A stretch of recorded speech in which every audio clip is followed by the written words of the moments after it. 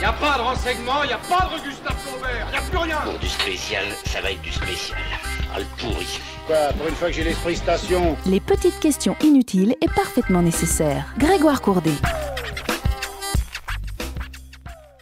Cette semaine, faut-il prendre soin de son corps pour aller faire ses courses au supermarché? Alors, dite comme ça, cette question mérite d'être posée puisque sans aucun doute nous avons tous un corps et vraisemblablement nous allons tous plus ou moins régulièrement au supermarché. Alors, la question aurait très bien pu commencer par doit-on au lieu de faut-il. Mais doit-on implique une idée de devoir. Doit-on?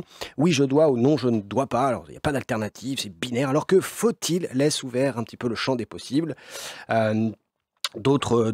Si d'aventure notre démonstration arrive à la conclusion qu'il faut, alors j'ai quand même l'impression que c'est moins catégorique que je dois. Voilà, qu'il faut, je dois. Bon, bref, donc, faut-il prendre soin de son corps pour aller faire ses courses au supermarché?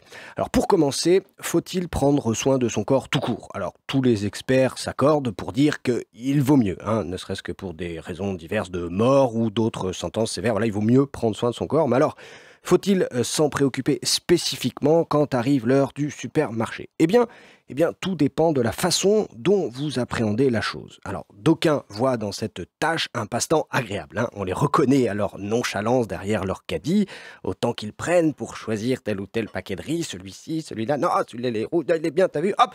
Alors, ils y vont régulièrement, ils y font régulièrement des rencontres et ne voient aucun inconvénient de s'y rendre aux heures de pointe. C'est ceux qu'on retrouve à 9h moins 10, alors que ça ouvre à 9h le samedi matin, voilà, dans ces créneaux horaires-là. Alors, dans ce cas-là, le corps doit être préparé plus à se laisser aller. Je dirais que plus qu'une préparation physique spécifique, je pencherai plus sur un soin particulier apporté à l'enrobage du corps, aux vêtements, choisir des vêtements souples, légers, pratiques.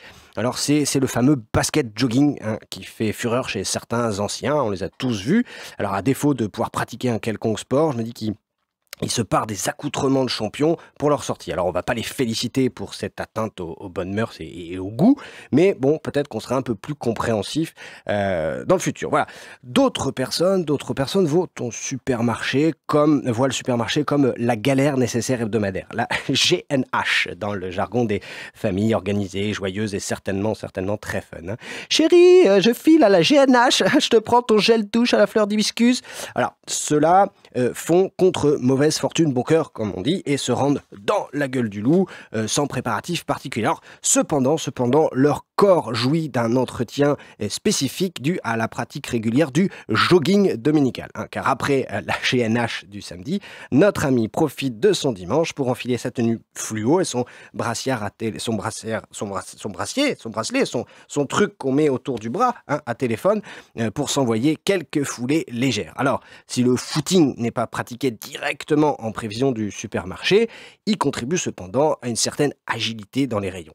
Alors enfin, dernière catégorie de personnes, nous avons les réfractaires, les anxieux, les énervés, ceux pour qui le supermarché est synonyme d'enfer. Alors si l'enfer c'est les autres, on s'imagine bien que le supermarché c'est l'enfer de l'enfer, tellement les autres sont nombreux. Cette dernière catégorie, disons-le tout net, est totalement réfractaire et donc systématiquement tendu. On le voit quand ils passent, les portes automatiques sont tendues, puis de plus en plus stressées à mesure que le temps passé au Super U et autres Leclerc s'allonge. Le corps subit alors de plein fouet ce qu'ils considèrent comme des agressions sonores, visuelles, olfactives. Toutes sortes d'agressions peuvent arriver au supermarché. Alors pour eux, je préconise plutôt de la relaxation. À la rigueur, en cas d'extrême nécessité, du yoga et surtout de la marche. De la marche. Ça aide à préparer son corps et son esprit aux petits tracas et aux grandes déconvenues du quotidien. Alors voilà, je pense qu'il était nécessaire de tirer cette question au clair. J'espère vous avoir été parfaitement inutile et cependant un petit peu nécessaire. Je vous la souhaite bien bonne. Les petites questions inutiles et parfaitement nécessaires de Grégoire Courdet sont à réécouter sur myson et lesonunique.com.